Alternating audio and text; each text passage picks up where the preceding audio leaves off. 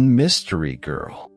It all began on a beautiful spring morning in a village called Whistler in Canada, a pretty little village in the mountains of British Columbia. There was a cafe in the village with tables outside, and at one of these tables sat a young man. He finished his breakfast, drank his coffee, looked up into the blue sky, and felt the warm sun on his face.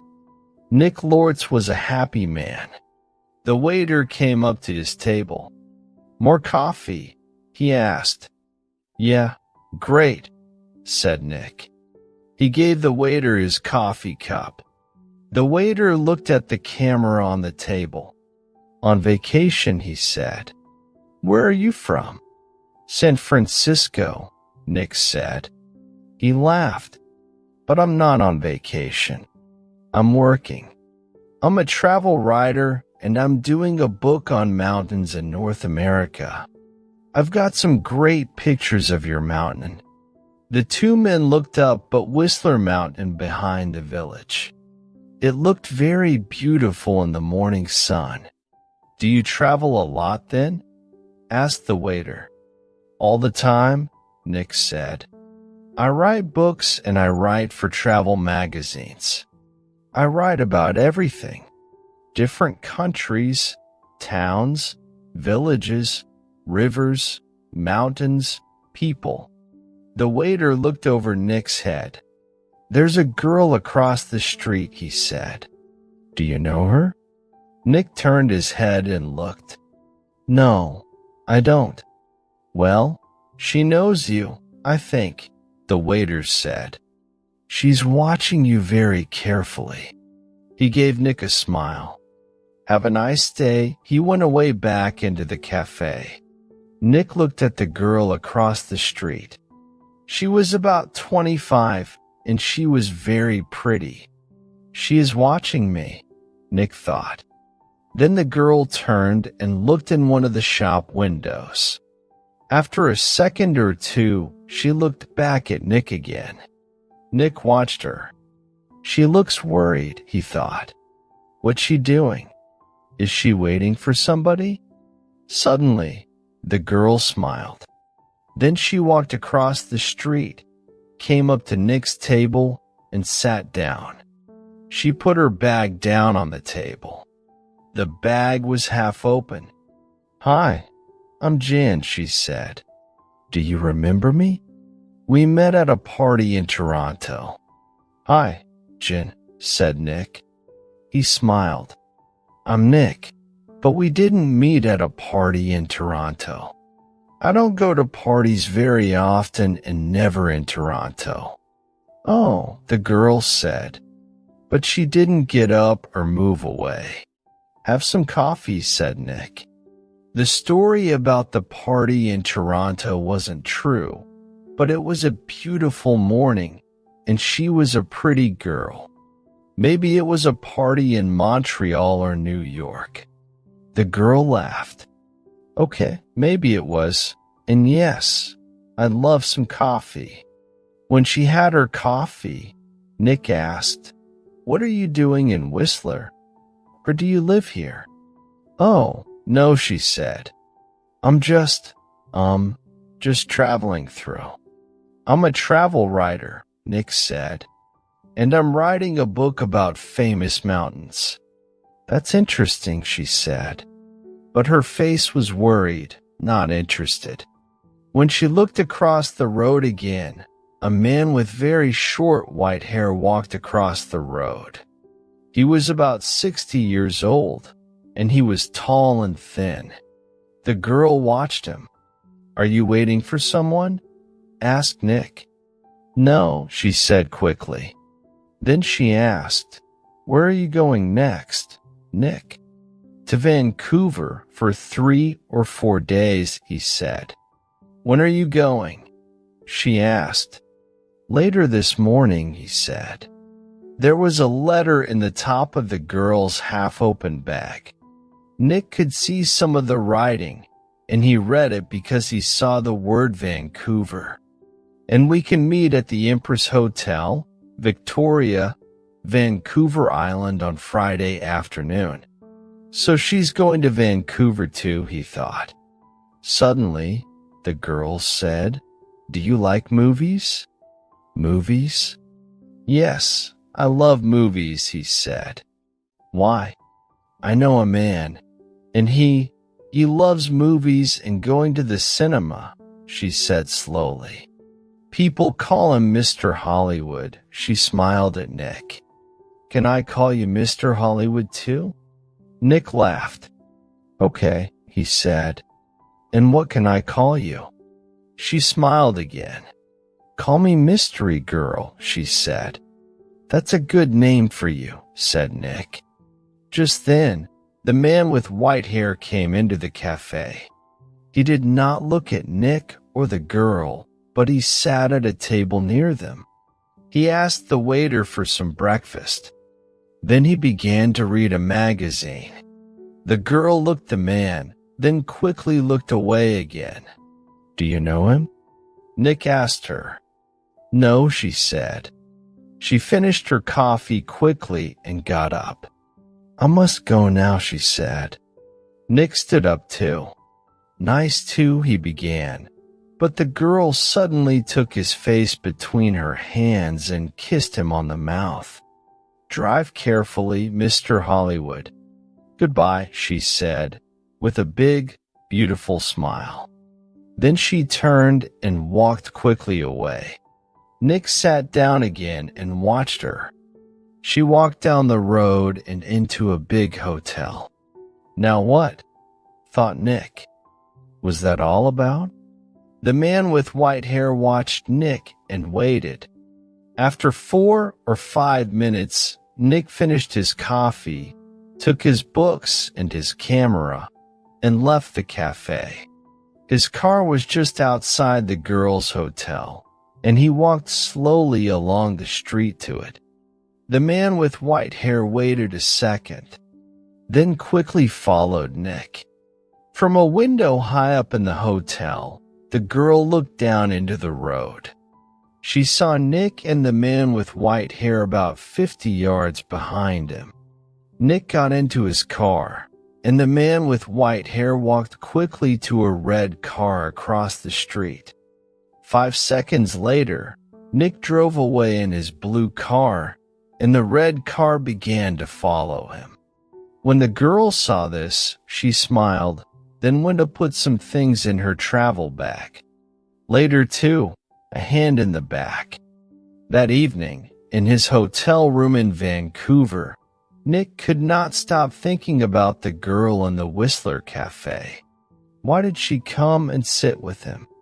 She didn't know him, and that story about a party in Toronto wasn't true. And she was worried about something. But what? And that kiss. It was nice, of course. But why did she do it? Maybe she liked my face, Nick thought, or my brown eyes. But I'm not going to see her again, so it doesn't matter. Forget it. He put some money in his pocket and went downstairs to the hotel restaurant. But there were no free tables, so he walked down to Gastown and found a restaurant there. After dinner, he went for a walk. Vancouver was a friendly city, and Nick liked walking through Gastown and Chinatown, looking in the shops and watching the people. It was nearly dark now, and it was a busy time of the evening. There were a lot of cars and a lot of people. After a time, Nick began to walk back to his hotel. He came to a busy street and waited with a small crowd of people to go across. A tall woman in a blue dress stood next to him. She turned and smiled at him. "It's the first warm evening of spring," she said. "It's nice to be out after the long, cold winter." "Yeah," said Nick. "It's great." Suddenly there was a hand in his back, and the hand pushed Nick into the road. Nick fell on his face in front of a big green car. People screamed, But the green car stopped only inches from Nick's head. The woman in the blue dress ran into the road and pulled Nick to his feet. "Are you okay? What happened?" she said. The driver of the green car shouted angrily at Nick, but Nick did not hear him. "Somebody pushed me," he said to the woman. "I didn't fall. Somebody pushed me. I didn't see anybody."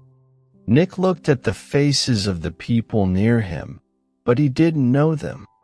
Then he saw a man's back. The man was tall and thin and had very short, white hair. He walked quickly away down the street and did not look back. "Hey, you!" Nick shouted. "Wait!" But the man did not stop, and he was soon lost in the crowds. "Did he push you?" asked the woman in the blue dress. "I don't know," Nick said. "Do you know him?" she asked. "I don't know his name," Nick said, "but I know that short, white hair. Now, where did I see it before?" The woman began to move away. "I must get home," she said. "Are you okay now?" "Yeah, I'm okay," Nick said. "And thanks. Thanks for your help." "That's okay." The woman smiled. "Be careful now." Back in his hotel, Nick sat on his bed and thought. It was an accident. Nobody pushed me. It was an accident. Nobody wants to kill me. And there are hundreds of men in Vancouver with white hair. It was 1 o'clock in the morning, but Nick couldn't sleep. He listened to the cars in the road, and he looked at the night sky through his hotel room window. Then he sat at the table and tried to write some more of his book about mountains. But he couldn't think about his work. He got back into bed. There were 4 or 5 magazines in the hotel room. They were not very interesting, but Nick sat in bed and opened one, and saw a photo of Mystery Girl. He looked at the picture very carefully. But yes, it was her. Jan, the girl from the Whistler Cafe. She was next to a man of about 50 or 55, and they were in the garden of a big, expensive house. They smiled to camera, and they looked very happy. An Canadian millionaire Howard Hudson and his daughter Meg, it said, under the picture, at their home in Toronto. Meg Hudson, not Jan, not Mystery Girl. Meg Hudson, the daughter of a millionaire. Nick read it again. Why did she come and sit with me in the cafe at Whistler? He thought. Millionaires' daughters don't sit with strangers in cafes and then give them a big kiss when they leave. Why did she do it? What did she want? He thought back to the cafe in Whistler and the girl next to him at the table. Then he remembered something. He remembered a man at a table near them in the cafe. A tall, thin man, about 60 years old. A man with very short, white hair. Nick didn't sleep much that night. Chapter 3: A Walk in the Park. The next day was Thursday. Nick stayed in his hotel room and wrote about mountains all morning. Then he drove to Stanley Park in the afternoon. He sat and read a book for an hour. Then he went for a walk under the tall trees. There was nobody here. It was quiet, and he could walk and think. He thought about Meg Hudson and about the man with white hair. Did he know Meg Hudson? Did she know him? He remembered Meg Hudson's last words. "Drive carefully, Mr. Hollywood." Why did she say that? Why did she call him Mr. Hollywood? He didn't understand any of it. Suddenly, he heard a noise. He stopped. That was a gun, he thought. There's somebody in the trees with a gun. There it is again. Then something hit the tree over his head. Somebody's shooting at me, Nick thought. He turned and ran, and somebody began to run after him. Nick ran through the trees. There was no sun in here, and it was half dark, and there were no people, nobody to help him. I must get to my car, Nick thought. Find some people, the police. He ran on. He could still hear the gunman behind him, so he ran faster. After 3 or 4 minutes, he stopped and listened. He was all quiet. Nick was afraid. What's happening? He thought. Why is somebody shooting at me? First a hand pushes me in front of a car, and now somebody's shooting at me. He waited another second or two, then walked quickly back to his car. He was very careful. He looked and listened all the time, but nobody came out of the trees and nobody shot at him. Then he saw people, women with young children, some boys with a football, 2 men with a dog. He began to feel better. Nobody can shoot me now, he thought. Not with all these people here. 10 minutes later, he was back at his car. There was a letter on the window. Nick read it. It said, "I'm going to kill you, Mr. Hollywood." Nick drove to the nearest police station. He waited for half an hour. Then a tired young policeman took him into a small room. Nick told his story, and the policeman wrote it all down. "So, what are you going to do?" asked Nick. "Nothing," said the policeman. "Nothing," said Nick. "But somebody shot at me and, Mr. Lords," the policeman said, tiredly. "How many people are there in this town with guns?" "I don't know," said Nick. "But you didn't see the gunman. Was it a man? A boy? A woman? Color of eyes? Long hair? Short hair? You don't know, because you didn't see anybody. Maybe it was an old girlfriend. Maybe somebody doesn't like your travel books, Mr. Lords. But what about the man with white hair in Whistler?" said Nick. "The girl, Meg Hudson, called me Mr. Hollywood in the cafe, and this man heard her. And now I get a letter to Mr. Hollywood on my car. Who is this Mr. Hollywood? We all want answers to our questions, Mr. Lords," the policeman said. "But we don't always get them. Questions, but no answers." Nick walked out of the police station and drove to his hotel. He was angry and afraid. How did the man with white hair find me in Vancouver? He thought. Did he follow me from Whistler? Is he following me now? Maybe he's staying at my hotel, too. In the next room, with his gun. Chapter 4: The Man with White Hair. Nick stopped his car in front of the hotel. He looked carefully before he got out, but there was nobody with white hair near the hotel. He half ran through the hotel doors and went to the desk inside. "I'm looking for a man with very short white hair," he said to the woman behind the desk. "He's staying here, I think. He's about 60 years old and he's tall and thin." The woman did not look very interested. "There are a lot of visitors in the hotel," she said. "Do you know his name?" "No, I don't," Nick said. "He's a friend of a friend, you see. He arrived in Vancouver yesterday, and I must find him. It's very important. Please help me." The woman looked at him. "There are 350 rooms in this hotel," she said, "and maybe 30 or 40 men with white hair. How can I remember all their names?" She turned away to answer a telephone call. Nick walked away from the desk. A drink, he thought. I need a drink.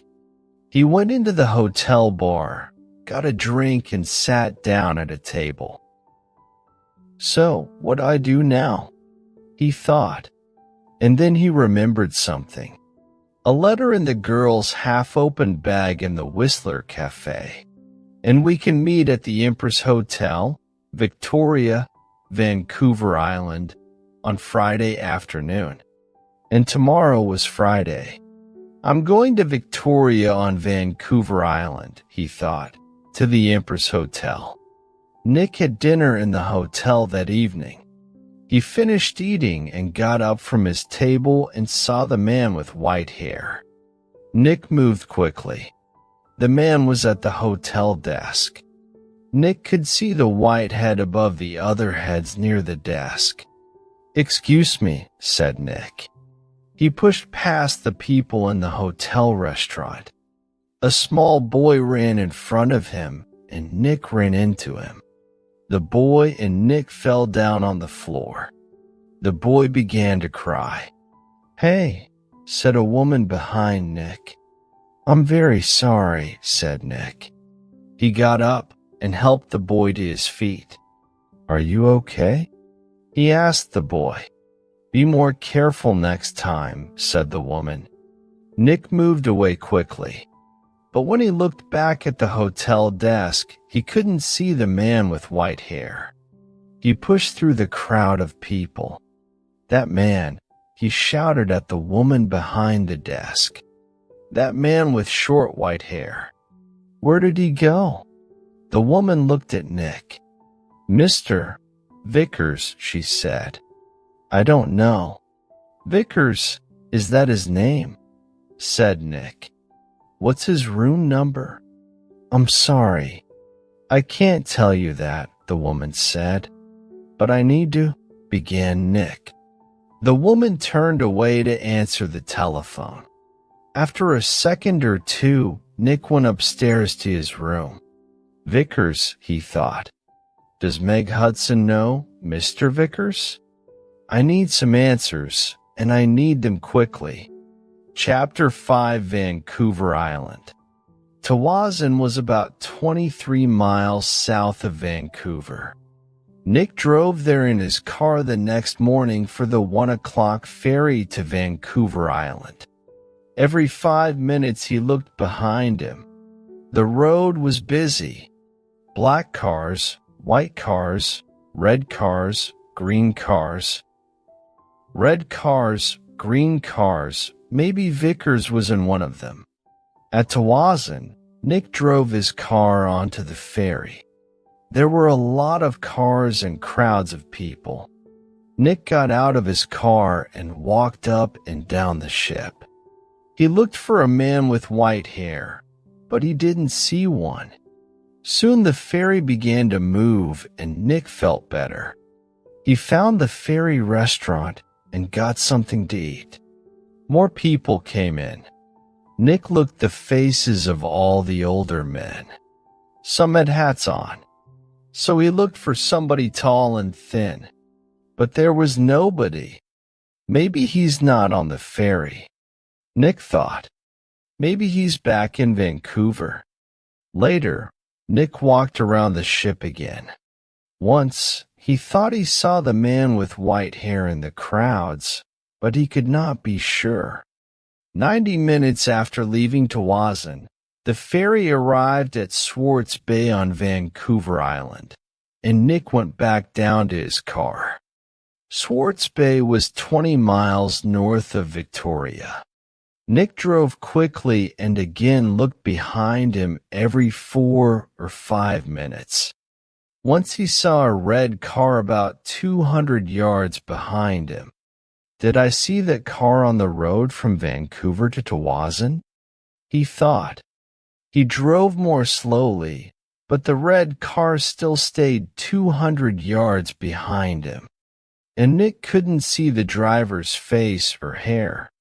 Soon, he was in the busy streets of Victoria and Nick didn't see the red car behind him again. Victoria was a city of gardens and beautiful old buildings. Nick liked Victoria very much, but today he wasn't interested in gardens or buildings. He found the Empress Hotel, went inside, and walked across to the desk. "Can I help you?" a young man asked Nick. "I'm meeting a friend here this afternoon," said Nick. "Miss Hudson." "Hudson," said the young man. "Wait a minute." He went away and came back. "Sorry, but there's no Miss Hudson staying here." Nick took something from his pocket. It was the photograph of Meg and her father from the magazine. "This is her," he said. The young man looked at the picture. "Oh, right. You mean Howard Hudson's daughter," he said. "She's not staying here, but I saw her 10 or 15 minutes ago. She was with somebody, a man. He asked me about the tea room." "The tea room," said Nick. "Where's that?" The man with short, white hair was tired. He couldn't sleep and he couldn't eat. He thought about only one thing all the time. He drove and he watched and he waited and he followed. When he drove into Victoria, the streets were busy and suddenly he lost the blue car in front of him. Angrily, he drove around the city, past all the big hotels. "I must find him," he said. "I must do it today." Then he saw the Empress Hotel and in the street outside it, a blue car. He drove past the hotel, left his car, and ran back down the street. He went across the road and walked past the downstairs windows.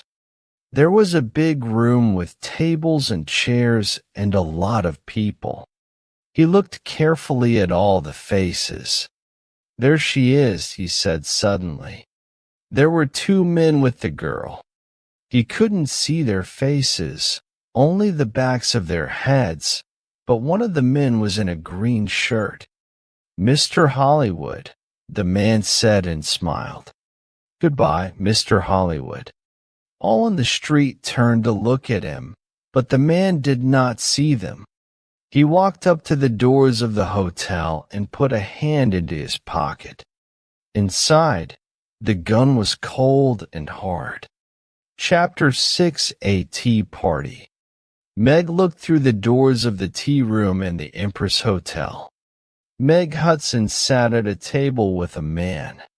The man was about 30 or maybe a year or two younger. He was tall and brown from the sun. He wore a white shirt, white trousers, and white shoes. He said something to Meg and she laughed. She looked very happy. A waiter came up to Nick. "Can I get you some tea?" he asked. "No thanks," said Nick. "I'm with the two people over there." And he walked across to Meg's table. "Hello, mystery girl," said Nick. "Remember me? We met at Whistler. Your name was Jen then, but maybe today it's Meg Hudson." Meg Hudson looked up at him. "Oh," she said, and her face went red. "Who is this, Meg?" asked the man. "This is Nick," said Meg. "He's a writer." "Nick, this is Craig Winters, sometimes called Mr. Hollywood," said Nick. "Maybe, but how did you know that?" I asked Craig Winters. "I guessed," said Nick, "and I think I'm beginning to understand. Can I ask you a question, Mr. Winters? Does somebody want to kill you?" Craig Winters' face went white. "Kill me? What are you talking about?" asked Meg. "Before I tell you, answer this question, please," said Nick. "You called me Mr. Hollywood in Whistler, and you wanted the man at the next table, the man with white hair, to hear you. Is that right?" Meg Hudson did not answer at first. Then she said quietly, "Yes." "Why?" asked Nick. "I wanted him to follow you, and not me." "Why?" Nick asked again. "I think he's a detective," said Meg. "And I think he's working for my father. I saw him soon after I left Toronto. He followed me." Meg put her hand on Craig Winter's arm. "My father doesn't like Craig. A month ago, he told me not to see Craig again. I'm not happy, and he knows that. I think he guessed that I'm meeting Craig, and now he wants to find Craig and stop him seeing me." "Stop him," said Nick, "or kill him?" "No," Meg Hudson said. "Daddy doesn't. The man with white hair pushed me in front of a car in Vancouver," Nick told her.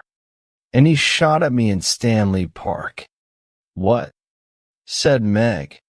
Tell me about this man with white hair," Winters said suddenly. Nick looked at him. "He's about 60, and he's tall and thin." He said, "Do you know his name?" "Most Winters?" "Vickers," said Nick. Craig Winters suddenly looked ill. Did he? Did he follow you to Victoria? Did he follow you here?" "I don't know," said Nick. He watched Winters. "You're afraid of him. Why? Why does this man, Vickers, want to kill you, Winters?" Before Craig Winters could answer, Meg's face went white.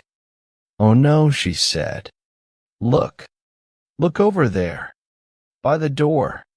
Nick and Craig Winters turned to look. At the door of the tea room stood the man with white hair. He looked up and down the room, and then he saw them, and began to walk across to their table. His hand was in his pocket. For a second or two, the three people of the table did not move. Then Craig Winters jumped to his feet. "That's Mr. Hollywood," he screamed, "that man there." And he pointed at Nick. The man's hand came out of his pocket with a gun. "This is for Anna," he shouted.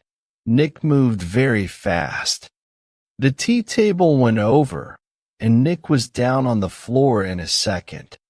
The shot went over his head, and Meg screamed. At the same time, Craig Winters shouted out and put a hand on his arm. There was blood on his white shirt. Then more people began to scream, and two waiters pulled the man with white hair down onto the floor. "Get the police," somebody shouted. Chapter 7 at the police station. It was 7:30 p.m. Nick and Meg were in a room at the police station. The man called Vickers was in a different room with 3 detectives. There was a doctor with him too. Craig Winters was at the hospital.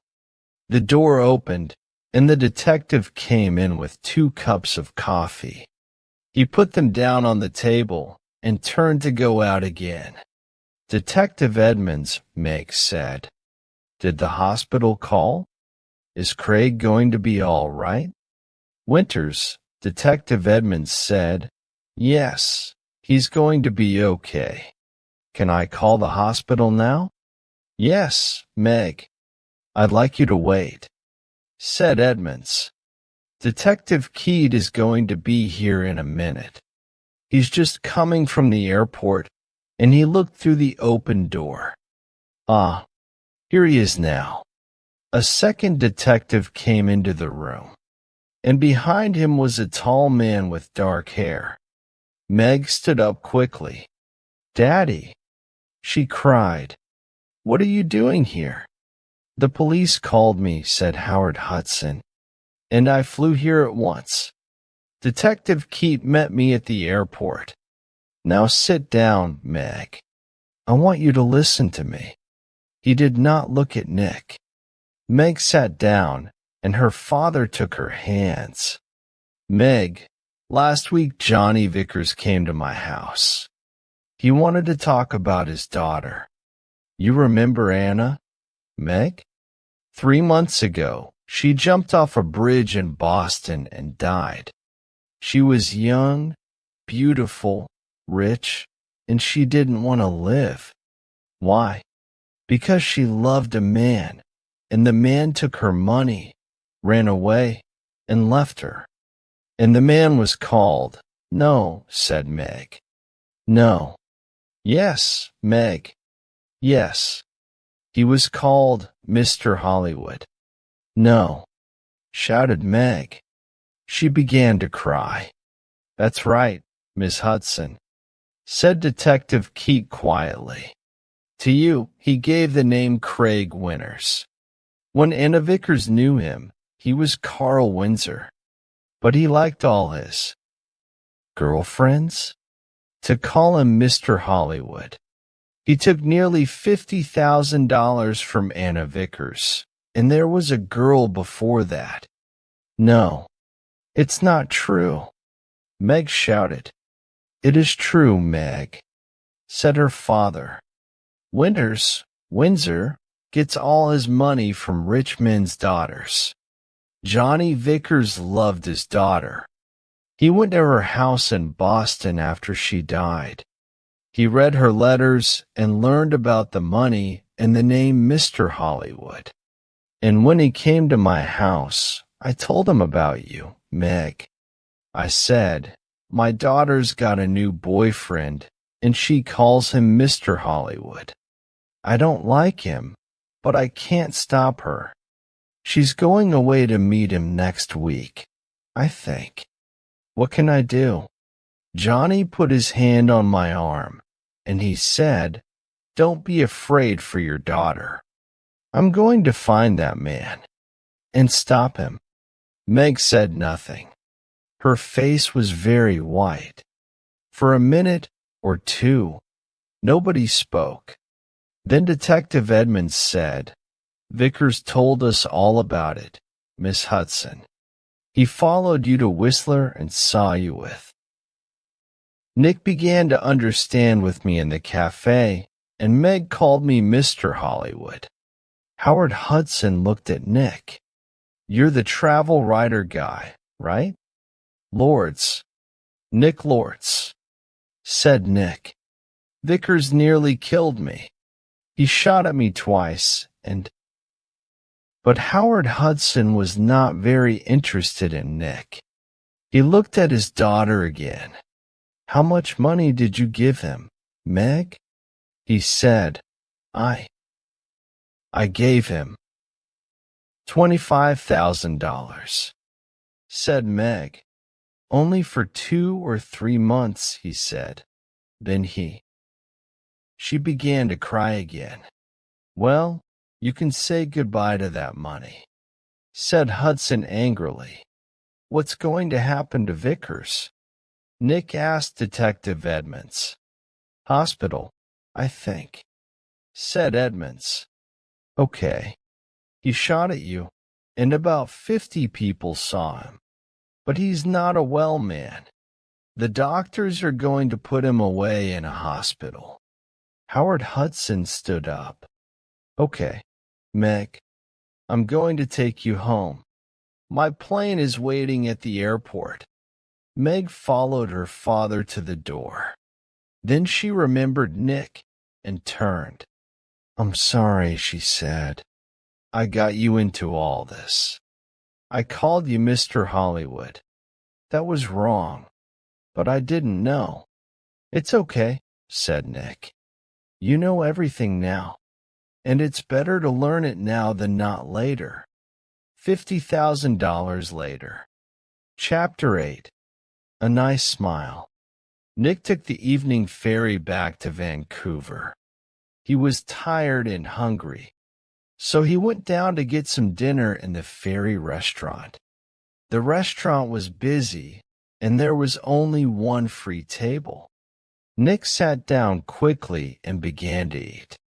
I must get back to work tomorrow, he thought, and forget about millionaires, daughters, and men with guns. Excuse me, somebody said. Can I sit with you? Nick looked up. There was a pretty girl next to his table. He got up. It's okay, he said. You can have this table. I don't want it. And he began to move away.